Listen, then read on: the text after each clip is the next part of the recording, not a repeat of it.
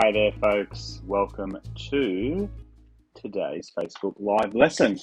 So today we're actually going to talk you through your web marketing strategy.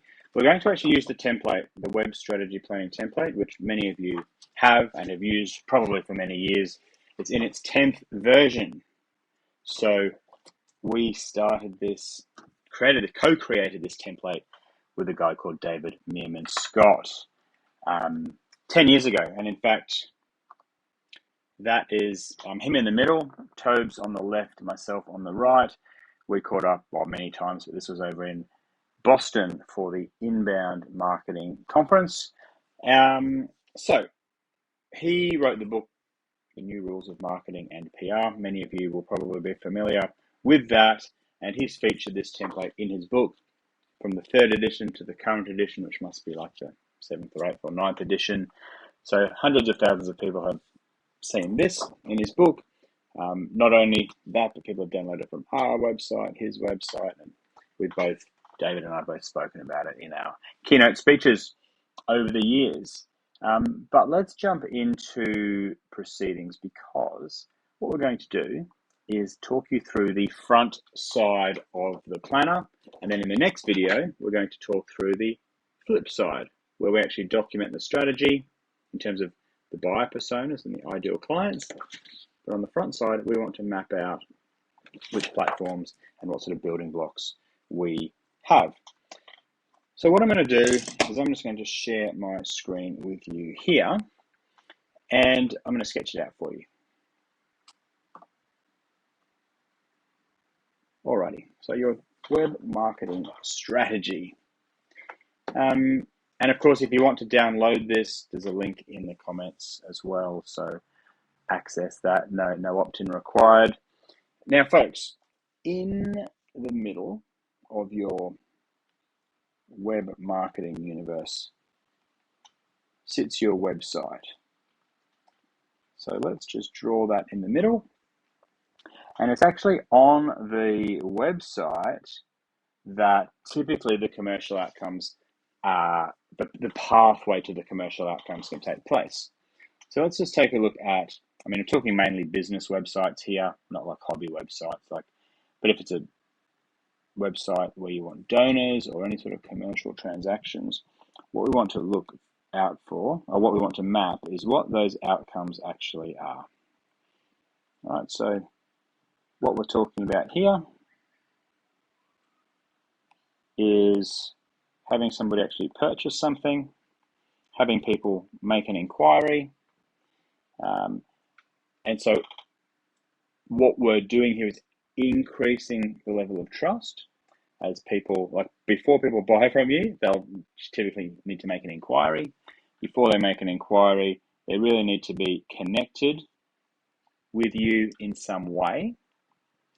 And then, in order to actually, earn that connection, people need to have typically downloaded something from you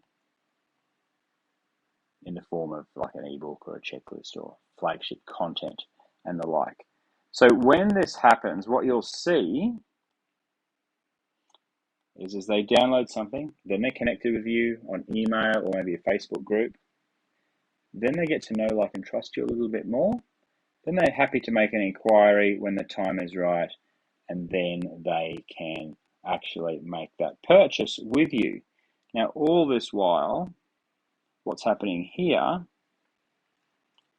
is that trust is being built. Okay, so that's the whole purpose of this right-hand side of this diagram, is to build the trust. Now, this is all well and good, but how do we actually get people to your website in the first place for this process on the right to actually take place? So for this process as they go up here, how do we facilitate that? How do we get people to the website? Well, look, there's a couple of main ways that people will find your website. The first of those is Google. and technically all search engines, but Google's the main one. Within here, we've got SEO, which is the free organic rankings, and we've got SEM, which is the paid search. But both very different approaches, but the idea is that you get traffic to your website. So that's one way. The other way that people can get to your website and discover your website is through backlinks and PR, public relations. So what's happening here, I'll move my head out of the way, is that every time somebody talks about you and preferably links to you from the other sites on the internet, you are getting people to discover who you are. Right? So whether it's just an article about you or whether that article includes a link to you, these are all things that can increase the number of people who know who you are. And this is what the name of the game is with the backlinks and PR. Now, the other actual benefit of the backlinks and PR is that the more of those that you have, the more that increases your Google rankings on the SEO side of things. So every backlink, every mention is a vote of confidence in Google's eyes, and that's going to increase your level of ranking.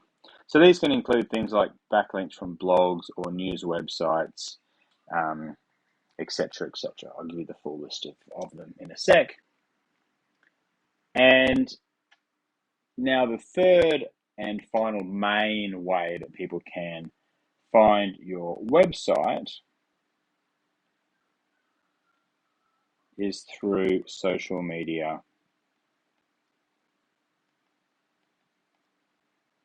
and content marketing. And what we're noticing here, well, what you will notice here, is that there's all sorts of different social media platforms. You don't have to be on all of them, but it's worth knowing the types of platforms that you may like to be on. We're talking here about things like LinkedIn, Facebook, Instagram, Twitter. I also include in this section podcasts, maybe even apps, Pinterest, webinars, email marketing, YouTube. These are all just different examples of places that you can publish content, build an audience, and basically these are all pathways that people can discover you on the internet. And then what typically happens is that then they eventually get to your website where the commercial side of things can take place. Now, very typically, it is the blog feature of your website where a lot of this content will live and will be shared out to those platforms. So it's like a two-way street. You publish it on the blog and then you might share it on LinkedIn. But of course, people can discover it on LinkedIn and come back to your blog. Same with Instagram, Twitter, all of these different parts around the outside here. So they are three ways, the three main ways that people can find your website. So we're talking about number one, Google, number two, PR and backlinks, and number three, social media and content marketing. Once they're on your website, well, then this commercial side of things can take place.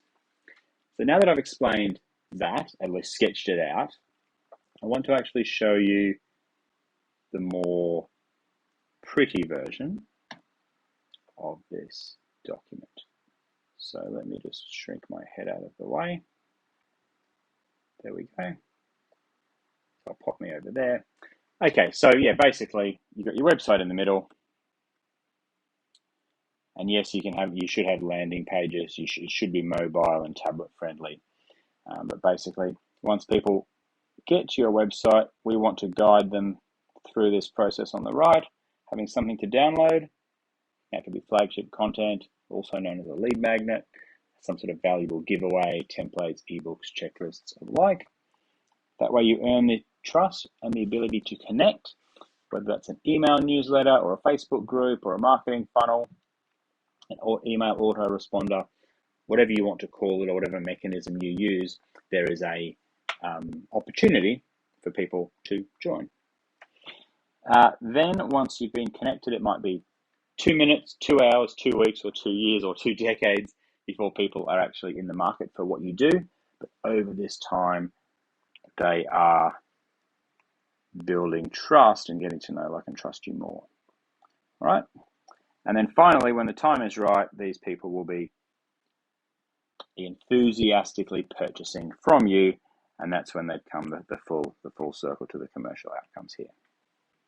Okay, and just to reiterate, the number of different ways people can find you: through search, through backlinks and PR.